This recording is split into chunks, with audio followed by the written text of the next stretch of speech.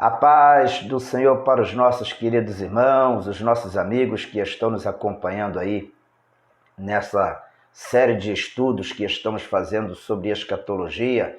Que bom que nós estamos aqui mais uma vez, nosso povo bom, que gosta de Bíblia, que gosta da palavra de Deus.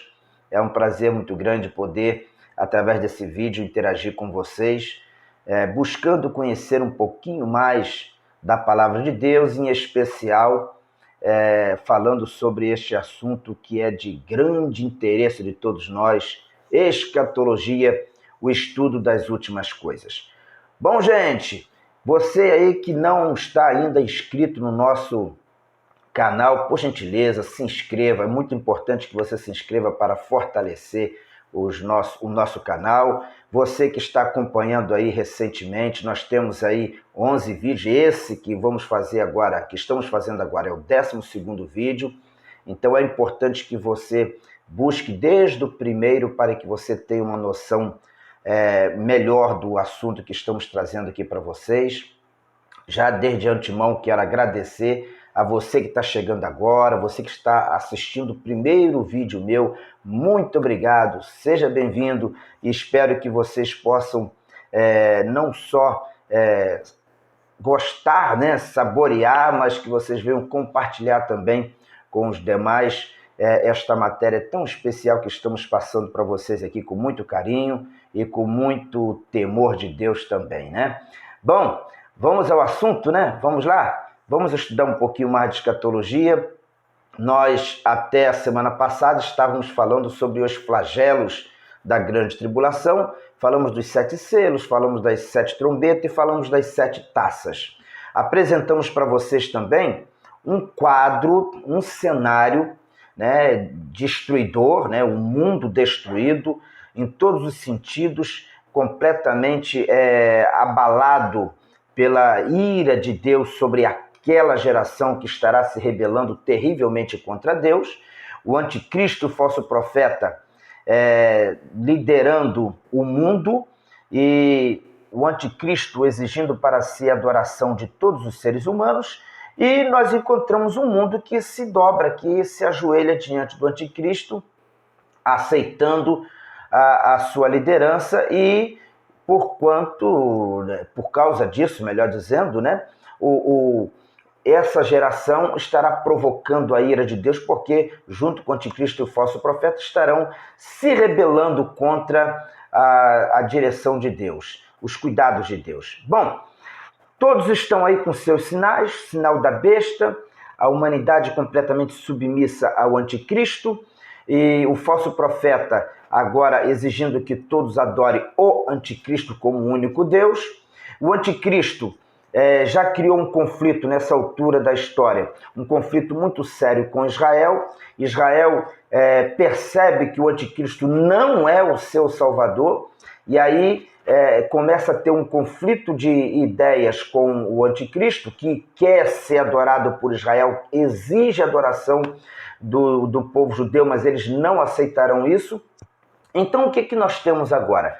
Nós temos o anticristo organizando o seu exército, um exército que, na verdade, é a união de todos os exércitos do mundo, desse momento da história, e eles vão entrar pelo Vale de Megido para realizar a grande batalha do Armagedon, que é uma guerra que acontecerá entre Israel e o anticristo. Porém, na verdade, essa guerra vai muito além dessas duas personagens, né, o anticristo e Israel.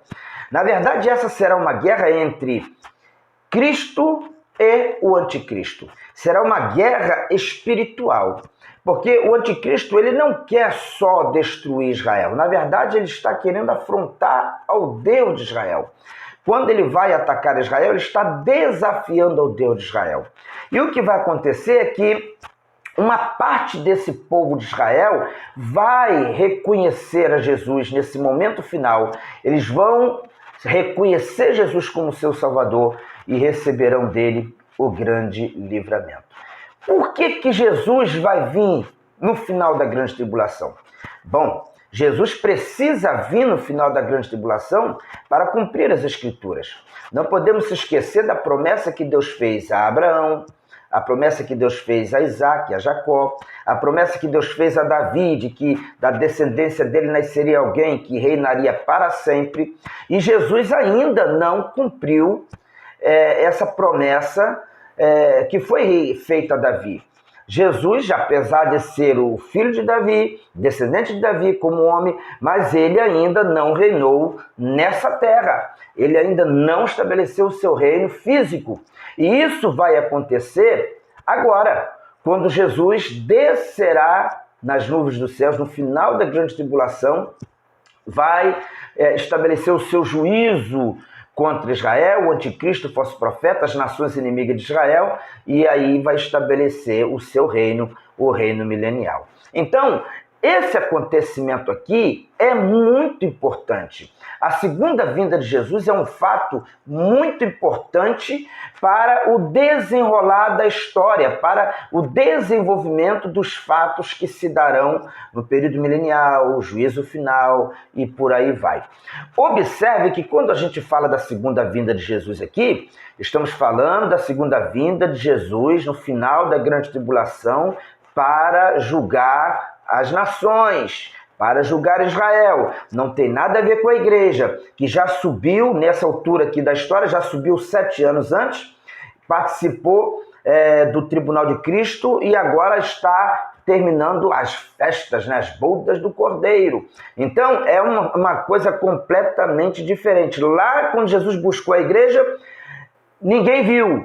Foi um abrir e fechar de olhos. Ele não desceu na terra. Agora não. Agora a narração dos fatos nos apresenta uma segunda vinda de Jesus com características bem diferentes do arrebatamento. Bom, vamos lá. Quais são as consequências da vinda de Jesus para Israel? Por que Jesus vai vir? Bom, Jesus vai voltar na sua segunda vinda no final da grande tribulação para salvar Israel.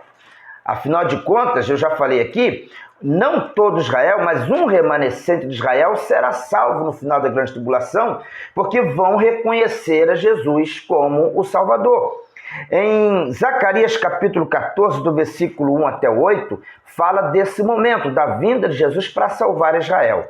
Diz assim um texto: Eis que vem o dia do Senhor em que os teus despojos se repartirão no meio de ti, porque eu ajuntarei todas as nações para a peleja contra Jerusalém, está falando da guerra do Armagedon, e a cidade será tomada, e as casas serão saqueadas, e as mulheres forçadas, e metade da cidade sairá para o cativeiro, mas o resto do povo não será expulso da cidade. E o Senhor sairá e pelejará contra estas nações, como pelejou no dia da batalha.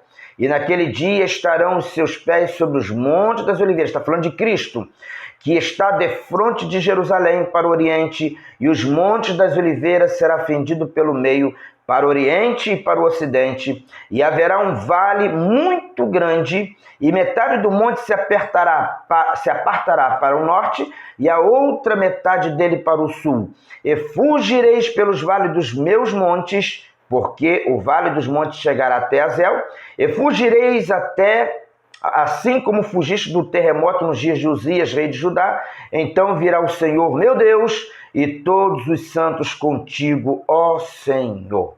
Então veja bem, o cenário que nós temos aqui é Jesus descendo, todo olho verá. Lembra que os anjos falaram isso para os discípulos? Assim como viste subir, ele descerá também. Todo olho vai ver, ele vai pisar no Monte das Oliveiras, o seu toque no chão, na terra, no monte, vai causar um impacto muito forte, o monte vai se abrir no meio, um grande terremoto acontecerá e ali Jesus começa o seu juízo, salvando Israel do anticristo. Em Ezequiel capítulo 20, versículo 33 e 38, também fala sobre isso, que Cristo vai salvar uma parte de Israel. Mas observe, veja que o texto nos mostra bem claro aqui que será uma parte de Israel que vai ser salvo. Somente aqueles que reconhecerão Jesus como seu Salvador. Porque o anticristo ele vai conseguir invadir Israel, entrando ali pelo vale de Megido, o Armagedon, e ele vai matar muitos judeus, ele vai destruir parte de Israel. Quando ele estiver muito próximo de acabar com Jerusalém, o remanescente é que vai se arrepender e vai buscar, vai clamar por Cristo, e esses alcançarão a salvação nesse momento crítico aqui que Israel estará vivenciando, tá certo? Então Jesus vai vir para salvar o remanescente de Israel. E também vai ser com o objetivo, ele vai vir com o objetivo de estabelecer o seu reino. Porque, como eu disse anteriormente, Jesus ainda não reinou fisicamente nessa terra. Então, em Mateus capítulo 25, versículo 32, fala sobre isso. Diz assim: e todas as nações serão reunidas diante dele, e apartarão uns dos outros, como o pastor aparta dos bodes as ovelhas, e porá as ovelhas à sua mão direita, mas os bodes à esquerda. Então dirá o rei aos que estiverem à sua direita: vinde, benditos de meu Pai, possuí por herança o reino que vos está preparado desde a fundação do mundo. Deu para entender? Então Jesus vai vir no final da grande tribulação para salvar uma parte de Israel, julgar Israel e estabelecer o seu reino milenial. Estabelecer o seu reino que vai durar 1000 anos para depois se tornar completamente eterno.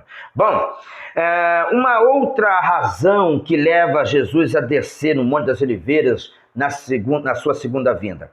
Ele também virá para julgar o anticristo.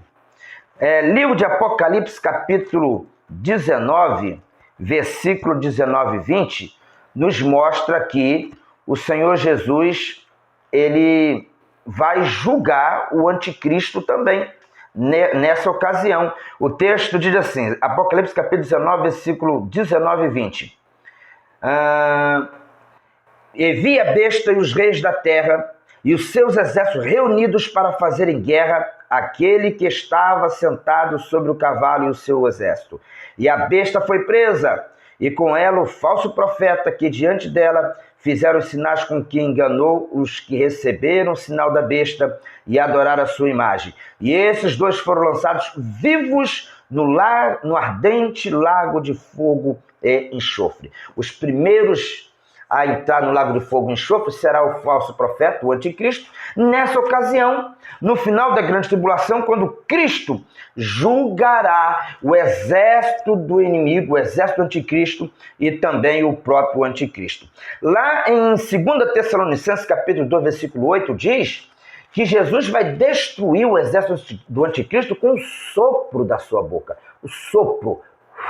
O sopro da boca de Cristo será suficiente para destruir o exército do anticristo. Em Zacarias capítulo 14, versículo 12, esse texto eu faço questão de ler para vocês, é muito interessante. Zacarias capítulo 14, versículo 12, diz assim também: E esta será a praga com que o Senhor ferirá todos os povos que guerrearam contra Jerusalém.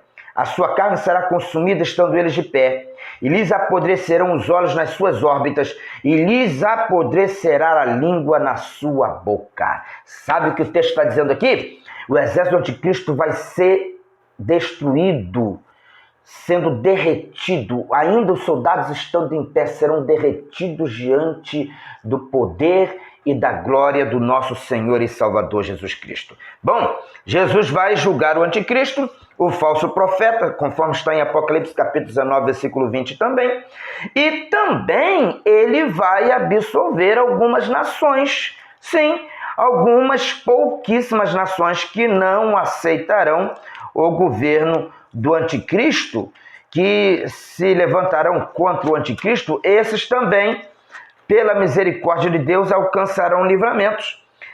Está lá em Mateus capítulo 25, versículo 34, o texto diz assim: Então dirá o rei aos que estiverem à sua direita: Vinde, benditos do meu Pai, possuí por herança o reino que vos está preparado desde a fundação do mundo. Então, haverá algumas pouquíssimas nações que não aceitarão o governo do anticristo. E naquele grande dia, essas nações que estarão ao lado de Israel, o remanescente, receberão também livramento nessa grande batalha, a batalha do Armagedon. Deu para vocês compreenderem? Bom, agora vamos lá, para a gente terminar esse assunto aqui. Segundo advento da segunda vinda de Cristo. Você já sabe que Cristo virá no final da grande tribulação. Com quem ele virá? Ele virá com os anjos? Sim, mas ele também virá com a igreja. Ele também vai vir com a igreja nessa ocasião. A Bíblia nos fala lá em Judas, versículo 14. Judas, que é o penúltimo livro da Bíblia, né? Judas, versículo 14. Nós temos aqui uma revelação muito interessante. Olha o que nos diz Judas. E destes profetizou também Enoque, o sétimo depois de Adão, dizendo: e eis que é vindo o Senhor com milhares de seus santos. Por que Jesus vai vir conosco para essa batalha? Porque a Bíblia diz que nós vamos reinar com Jesus. E Jesus estará descendo para implantar o seu reino milenial. E a Bíblia nos diz que nós vamos reinar com Cristo. Ora, se nós vamos reinar com Cristo, nós vamos descer juntamente com Ele, conforme a própria palavra de Deus está nos mostrando aqui. Lá em Colossenses capítulo 3, versículo 4, também nos fala sobre isso. Diz assim: quando Cristo, que é a nossa vida, se manifestar, está falando da vinda dele, então também vós vos manifestareis com ele em glória. Ora, se nós vamos reinar com Cristo 1000 anos, nós também vamos participar da guerra, da batalha do Armagedon, estando do lado do Senhor. Tá certo? Então Cristo virá com a sua igreja e nós estaremos assim, junto com Cristo, estabelecendo uma nova era, uma nova ordem mundial. Dessa vez uma era santa, uma era de Deus, uma ordem mundial estabelecida pelo Senhor. Quando Cristo finalmente reinará por 1000 anos na face da terra e o mundo experimentará um reino como nunca experimentou e extraordinariamente maravilhoso e abençoado. Tá certo? Bom, paramos por aqui, terminamos mais uma etapa. No próximo vídeo nós vamos falar sobre o milênio, como será, para quem será, como nós vamos estar no milênio, será que nós vamos viver aqui na Terra, nós vamos fazer o que no milênio, nós vamos comer, beber igual a qualquer ser humano, quem serão esses seres humanos, essas pessoas que viverão no milênio? Vamos falar sobre isso e vamos terminar o assunto da semana que vem falando sobre a guerra de Gog e Magog, não aquela do livro de Ezequiel, mas a guerra de Gog e Magog que vai definir o destino final do diabo, né? E aquela geração que estará nascendo no período milenial, tá bom? Muito obrigado, que Deus continue abençoando vocês, compartilha aí, comenta aí vocês o nosso vídeo e se inscreva, você que não se inscreveu, e vamos tocar para frente aí esses vídeos que têm sido com certeza esclarecedor para todos nós, porque é a palavra de Deus que nos revela, que nos esclarece todas as coisas. Que Deus abençoe a todos, fiquem com Deus.